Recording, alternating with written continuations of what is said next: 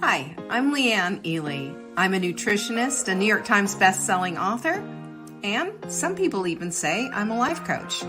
I started the Daily Dish Show to share my story, my truth, and my journey to vibrancy, and to inspire others to do the same.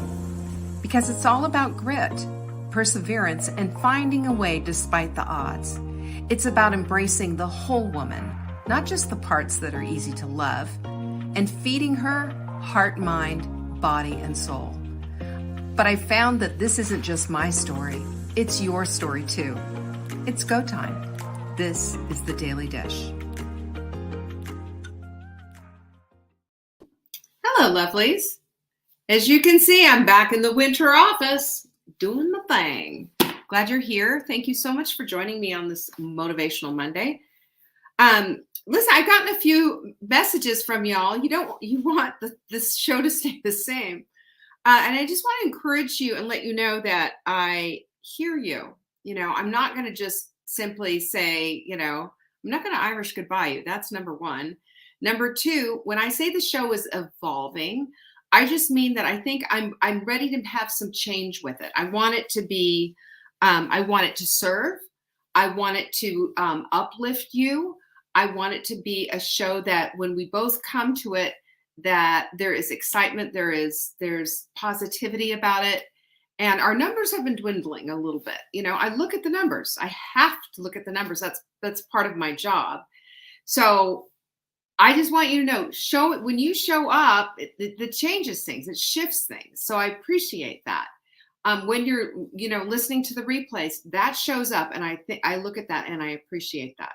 So how is the show evolving exactly? I don't have an answer for you, but it's not going away. Okay. I do know that I am going to be putting some of it on TikTok, but we can probably do, we can probably make it work. Okay. So it won't go completely off. Maybe just YouTube, maybe off the Facebook, maybe just on YouTube. I don't know. If you have anything that you'd like to share with me, you send an email into support@savingdinner.com. Tell me what the show means to you. Tell me what you want from the show. Tell me everything. I listen. Sometimes it's tough to be in this little place of trying to figure it out. And, I want to do everything, be everywhere, have everybody here. But I also have, I have an obligation to make it all make sense. That's part of my whole thing. I'm a bleeding heart, man. I want to be here forever with y'all. So, and look at you all showing up today, by the way. Thank you so much. That makes me so happy to see everybody. I see Jocelyn and Helen and Linda. Alice is here. Jane is here. Deborah's here. Trish is here also in the house live. How fun. Martha. And I just say cheers. Hey, Mother Hen, how are you? She's in the house too. So that said, I also have been, I went through our inventory. Like my eyeballs are on that inventory right now. My eyeballs are on that warehouse right now. What do we have in there? What's not moving? So we have a tremendous sale for you. Remember, I want you to hear something from me. These are the things that you need. God, you need to hear this, all right? Here's the thing you need to know. When I say it's going, it's going. And if it didn't go last week, it's going to go this week because we are blowing everything out. Hear me. You're going to get emails on this too, by the way. And that is this. Buy one, get two free. Did you hear me? There's like 7 supplements there. It's on our page at savingdinner.com/blowout. And when I say blowout, that's a blowout. And so we want one. Number one, you need to know about that. Number two, you need to get on it if you're interested, because when they're gone, that's it. Dunsy, dunsy, dunsy. But I want this stuff out of here. I have plans. I am meeting with our formulator on Wednesday. We have a new thing that we're working on that I'm just so hyper excited about. And I know you will be too. This is all, how I've been doing all that research and talking about, I'm really interested in how do we keep our vibrancy? There's a mindset piece. There's a soul piece, isn't there? There's an everything piece. But there's things that we can do to be on top of things, and our health is one of them. And we can create vibrancy and we can sustain it. We don't have to get crushed by it. And that's what I'm all about. So that's why I'm meeting with the formula. We're going to have things that nobody's seen before. And I'm excited about this because I want to see you well and healthy, and I want you to keep it that way. Speaking of which, I was sad to hear that Suzanne Summers died yesterday, and just the day before her 77th birthday. But some of it, people are looking at it and saying, "Wow, see, that didn't work." All of her interventions and stuff didn't work. She had breast cancer 23 years ago, and she did it her way, and she sustained fairly good health just right to the very end. So what I say to you and say to everybody is, take a look at the longevity of a woman who has been through a lot, and take a look at how she just went through, and she did it her own way. And she did some controversial things and what have you. But one of the things that she did is she had vibrancy right up into the end. And I don't know about you, but that's what I want. That's what I'd want. Anyway, so, God bless Suzanne Summers' soul. And thank you so much for your contribution, Suzanne. I'm sure she's listening. This week's show, I know, look at me, I'm just talking up a storm here. The other thing, remember, blow out, blow out, blow out. We're blowing these out. If you buy Getting Off the Carousel of Crazy, we're going to give you the workbook for free. We give you the workbook for free. Now, I don't know if you've been through the Carousel of Crazy before, and if you've done the workbook before, but if you haven't, you should do it again. And the reason why I'm saying that is as we evolve and change and become more and understand another nugget of truth that creates more vibrancy in our lives, we need to take a look at this and see how we answer these things, because it could change, right? Anyway, savingdinner.com/show. It's a great gift too for somebody who's just really struggled. You know what it's like to struggle. We've all been there. It's at savingdinner.com/show. The workbook is free. It's a screaming deal, y'all. Screaming deal.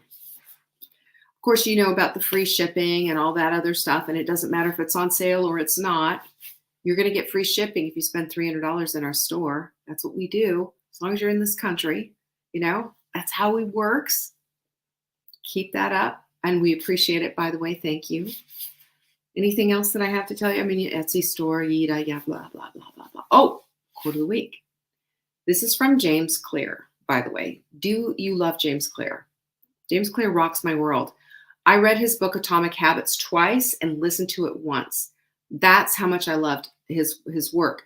It's all scientifically based. It's not the usual blah, blah, blah, blah, blah. And this week's, it's about being excellent. How could I not love this? The only way to become excellent is to be endlessly fascinated by doing the same thing over and over. You have to fall in love with boredom and monotony and doing the same thing over and over again. Yes, you do. Yes, you do. Because as much as we don't like to do that, making another smoothie, going into the gym again, here we go again. As much as we don't like to do it, it's the thing. It's the consistency thing. Am I right, Mother Hen? Hey, Margot. Hello. It's all of that. And all of that connects the dots and creates that path to vibrancy that we're all seeking. I don't know of a soul who's not seeking vibrancy, as a matter of fact. I don't. It's nice to have you here, by the way. So speaking of vibrancy and all of this, I coach clients. I have coaching clients. And I don't do as much coaching as I used to. And that's on purpose. By the way, I like to be able to teach here, do this there, creatively do this here, blah, blah. I like to do this and fit in pickleball at the right time. But anyway, so check this out. I was thinking about, okay, so what next week? What should we do for shows? What should be the thing? And I still do this, and I still think about it, and I still, I don't like to do the same thing over and over again. Every once in a while I was like, yeah, I think we need to talk about this again. But this is the funny thing. I was laying in bed and I was thinking about this, and this is something that I thought about. And it was like something a coaching client had said to me um, like last week. And it just, oh, I'm just too lazy. That's what they said. And my my ears went up. And then I thought about what are the top things that coaching clients have said to me over the years. You understand, I've done this for over 20 years. I will tell you, a bunch of things came up, and I always say, well, wait a minute, that's not what that is. It's something else. And so I decided I'm going to take the top things that my coaching clients have said, even though we only have 4 days to do this together, and break it down on why our thoughts really matter and how our thoughts actually turn into our reality, what we can do about them, and how we can shake this up. Because honestly, without confronting our thoughts, we're always going to be captured by them.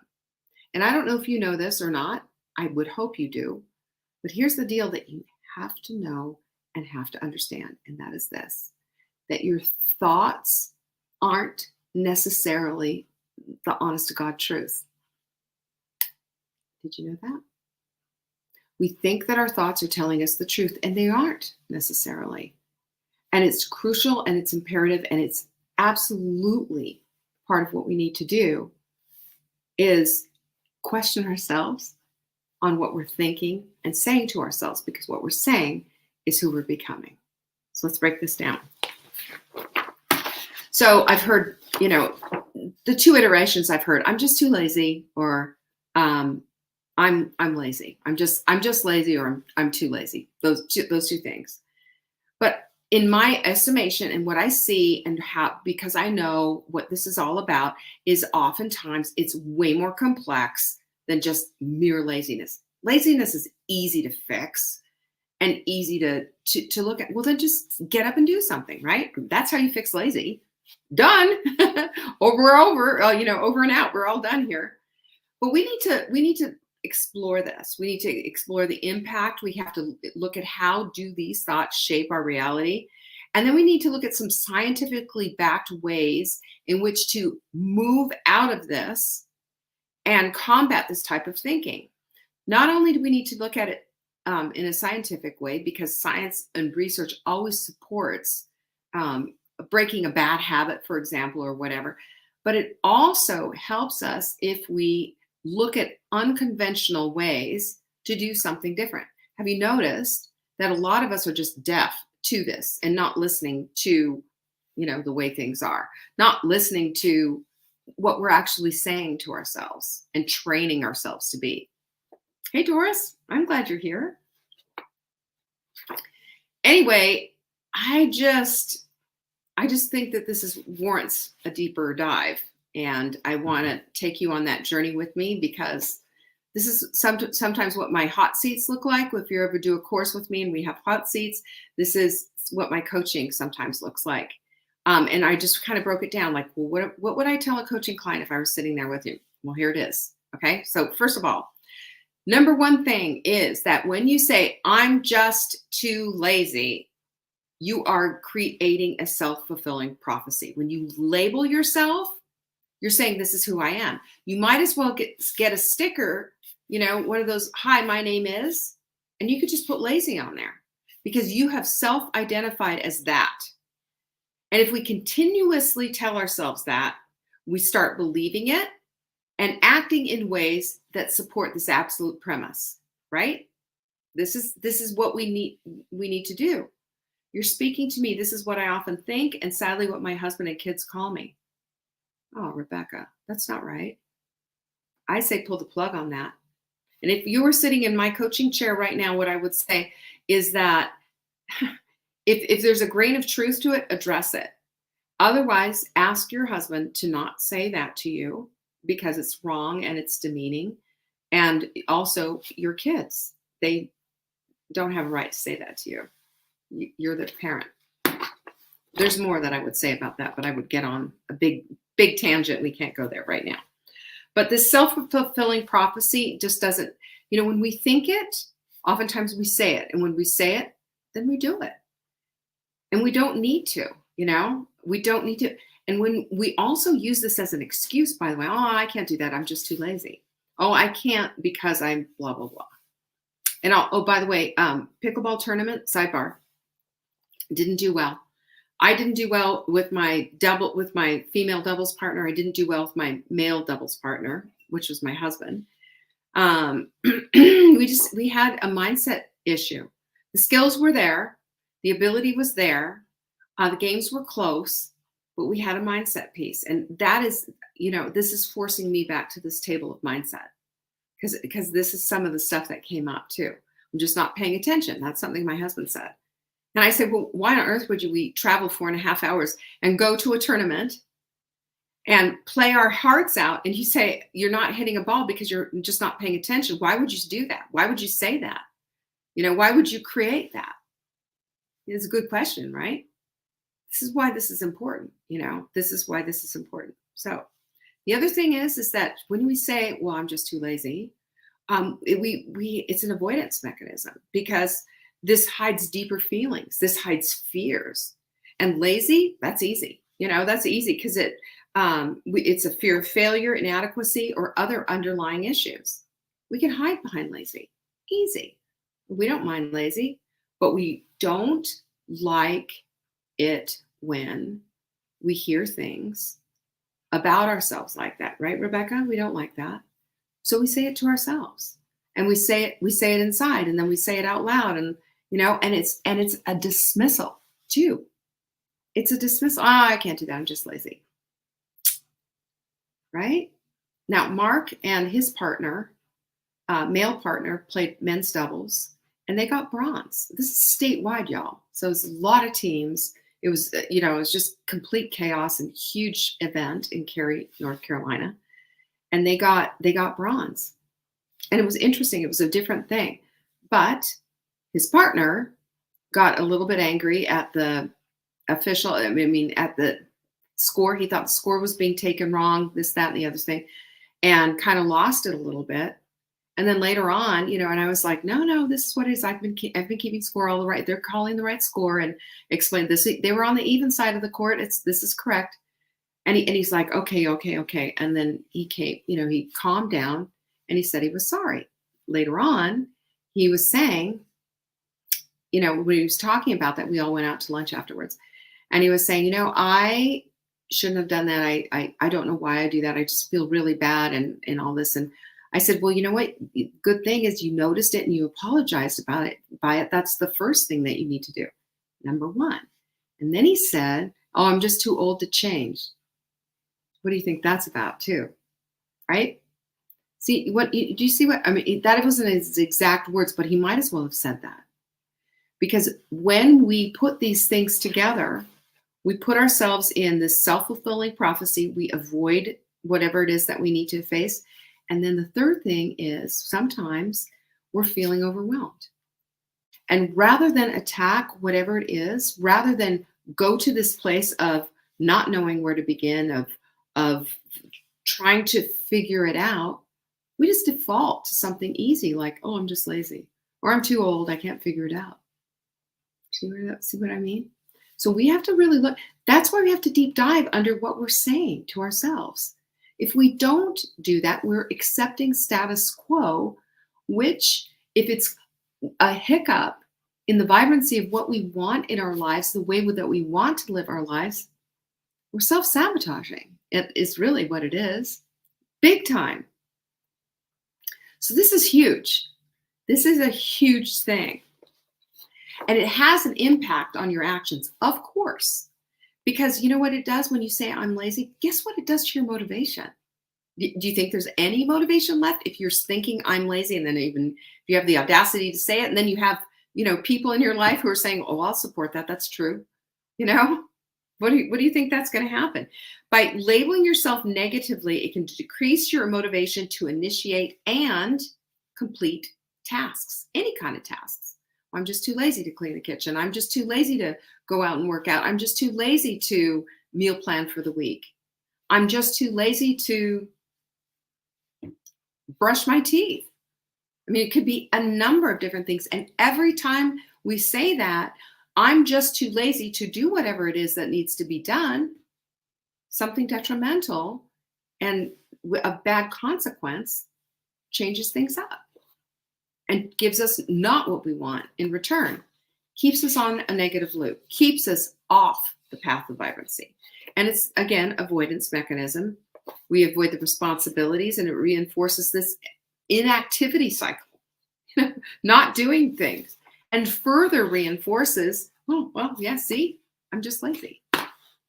And what happens then? We've got all these missed opportunities. We have missed opportunities to have people over because our house, you were just too lazy to get our house in order. And it causes us to not get involved or not have time to do something because we're always just in this hurry up and rush type of a thing. Interesting, isn't it? The influence of our thoughts. The influence of our thoughts can completely derail the dreams that we have, the goals that we have, because just one little thought like that can be so toxic. It can do that, you know? Long time ago, I used to say, people were saying, well, it just has just a little bit in there. Everything in moderation. We're talking about food. And I say, okay, everything in moderation. Would you eat a brownie if it had just a little bit of dog poop in it? Just a little bit. I mean, everything in moderation, right? Just a little bit of dog poop. Everybody's like, no. Well, the thing is, don't put it in there in the first place. Keep your thoughts straight. Notice them, rethink them, replace them, and start thinking thoughts of possibility instead. Stop defaulting to the problem and start seeking the solution. That's the thing. Because our thoughts become reality. This is neuroplasticity at work, by the way. We build little superhighways constantly in our head, and we connect this dot to that dot. And that is the thought that makes it happen. And the more we go back and forth, the stronger we reinforce that little neural pathway. And the thing is our brain has the ability to reorganize itself. And it's all based on experience, behaviors, and most importantly, our thoughts. It's like I see it in my head. I see point A to point B. I see a highway, and I see little workers out there working. I want them working on the road that I want to travel, not that road. I don't want that. I don't want the road of negativity. I want the road of positivity. I don't want the road of problems and depression and not being good enough and all the rest of it. I don't want that road. I want this road over here. This road that captures the essence of who I am, this vibrant soul, right? Because you are too. We are all vibrant souls, by the way. And if that's the case, then what are we going to do? We're going to have to constantly think of ourselves in a new light. The word lazy doesn't have a place in our kingdoms, does it? Absolutely not. We want to reinforce the neural pathways of who we want to become. We cannot do that if we just go on repeat of something of what we don't want. It's that simple. And it's also difficult because it's a habitual pattern. But I've got some ideas to break that and some scientific ways to combat this negative type of thinking, because this is it. Negative thinking is negative thinking, and there's, people can be extraordinarily negative a lot. However, sometimes some of us who think we're mostly positive have little pet things like I'm too lazy to pull out of our pockets and use when it's just, what is that going to do? It's really just a dismissal of what it is that we want. That's what I want you to see. And we can't forget that the reticular activating system, it's in your brain, and it's a big bundle of nerves, and it filters out our information of how we perceive information. And so when we focus on this belief, because that's what this is, it's a belief that we're lazy. Our reticular activating system makes us more aware of this and constantly seeks and looks for evidence to support that. See, yeah, you're lazy. You're sitting there on the couch. Or, yeah, you're lazy. Look at what you're doing. Yeah, you're lazy. Look at this. That's why when we fill our brain with What about this? And what about the possibility of that? What if I did this instead? And we start saying it out loud. We start writing it in our journal. We start expressing it to a friend. All of a sudden, and we start putting our emotional capital on that. Have you noticed all of a sudden those opportunities start to crop up in our lives? Suddenly we become more solution oriented. Suddenly things start to shift and change. That's no accident. That's your reticular activating system working on your behalf to get you what you want. No one wants to be lazy. No one wants that. So here's some scientific ways to combat habitual thoughts like this. Number one is cognitive behavioral therapy. I was going to go get a book for you off of Amazon. Forgot all about it. I will. I promise you I will. But this is a therapy you can do to yourself. There's also wonderful therapists out there who specialize in this, obviously. But this is a therapy you can do by yourself with your own journal and with a friend even. And what it does is it helps you to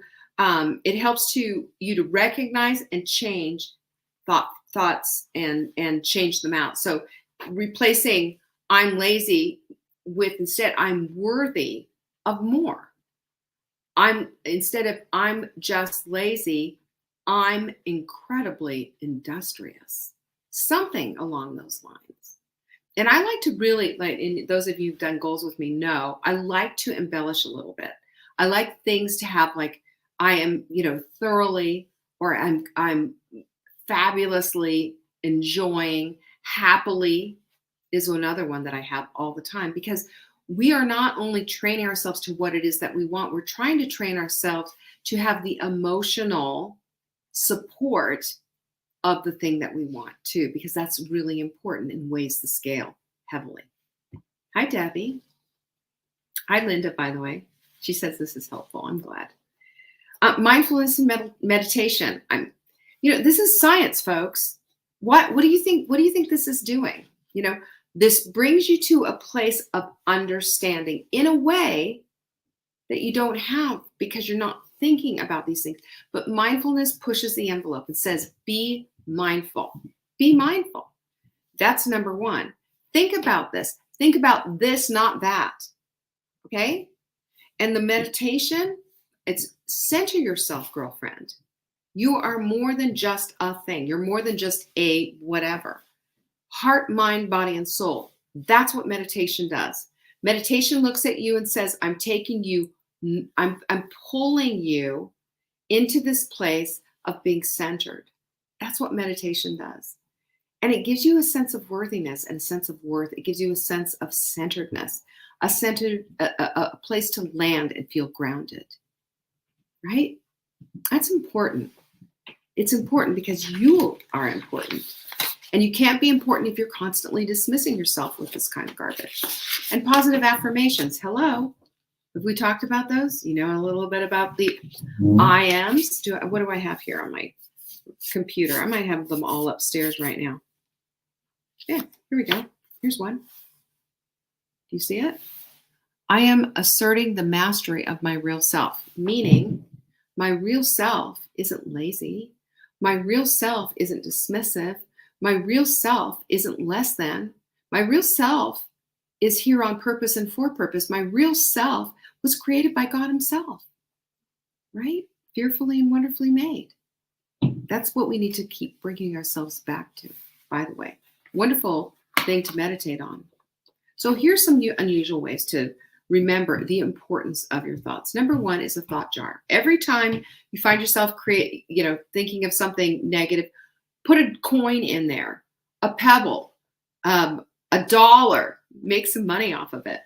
It serves as a physical representation of your thoughts, and it gives you a reminder that you can do better. And you see it and go, oh my gosh, look at that. You can just drop whatever you want in there. It just changes everything. Number two, a thought band or a piece of jewelry that sort of commemorates who it is that you want to be. I've shared the Tanya Strong story. Tanya was, I don't even remember what it was. She could tell you better. Of course, if you're in our, Facebook group, you know her story and you've seen her work and all of that. But Tanya had a really good thing. She was saying, I was encouraging her to see herself as strong. And so I hashtagged her Tanya Strong. So she went and got a piece of jewelry that says Tanya Strong. She wears it around her neck. What is that? It's a representation of who she wants to be, who she's becoming, and what she's working on. It's not working on the old stuff. The old Tanya's gone. The new Tanya has evolved and become. And that's you too, when you make the decision to do so. And this just brings awareness and brings your focus to reduce the number of times that you start saying all this negative stuff about yourself and get yourself into the place of seeing yourself as God himself sees you. That's important. The other thing, yes, it's an anchor. Exactly, Jane. Yeah, we talked about that, didn't we? The other thing is that find a song that uplifts you and say, this is my theme song. How about your fight song? Remember that fight song? This is my fight song. Turn on your light song. Remember that? That just roused me up. I love that song so much. It's not my favorite song in the whole world, but I love the theme idea of it. It just makes me want to pump my fists. Why not? Get a theme song. Dance around. Do that. Change things up. When you change your body and the movement and all of that too, you're also going to change your body's chemistry, which helps to influence your thoughts as well. Hello. Number 4, mirror messages. Go get yourself like a marquee thingy. What am I talking about? A marquee thing. Those magic eraser markers. Is that what they're called? I don't know. Those dry erase markers. Thank you. Golly. I can't get my office supplies mixed up. They're really easy to use, and you can put them on the mirror. And maybe you put it on the mirror at night. Maybe you had a really bad night. And you put on the mirror that you are worthy of every good thought that you have today. Maybe you put that on there. You can put it on a whiteboard if you want to, but I like to put it on a mirror. Wouldn't you love to be greeted by that in the morning? You are worthy of great success today. I like that. Why not? Would you try it? If you're struggling, I say it's time to get out those dry erase markers and do it. Number 5, schedule yourself some thought breaks. Just put a couple of reminders on your phone for an alarm to go off. And when they go off, just check in with yourself and just say, what am I thinking today? Am I thinking the good positive thoughts that I need to be thinking? I want you to notice this, because when you notice, then you can do something about it. When it's habitual and you're just constantly in that same kind of a place, you'll find yourself really struggling. Really struggling. That's a good one. That's a good one, Linda.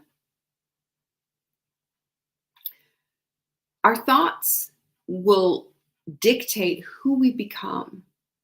And this is why it's so important that we don't limit ourselves with stuff like, I'm just too lazy. And if you're going to live a fully bloomed life, if you're going to live this life of vibrancy, if you're going to choose and decide on a path, then choose the right one. And it all starts with this, noticing what the heck you're thinking about. And especially when it just blurts out your mouth, like with my coaching clients, if they're saying this to me, they're saying it to themselves. And all I can say to you is, you are worth so much more than that. It's time to flip those thoughts. All right, that's enough out of me. Thank you for sharing your Monday with me. It's a good one. And if you missed the announcements, especially the blowout sale, good grief, it's all on savingdinner.com/announcements. But go to savingdinner.com/blowout and don't miss out. These will all be gone by the end of the week. I promise you, they will be gone. I appreciate you all. Thank you so much for showing up. Peace be with you. I will see you tomorrow for Transformational Tip Tuesday. Bye-bye. Thank you for joining me today. You can find me on TikTok for daily tips to help support your most vibrant life. And remember, you are the author of your own story. Until next time.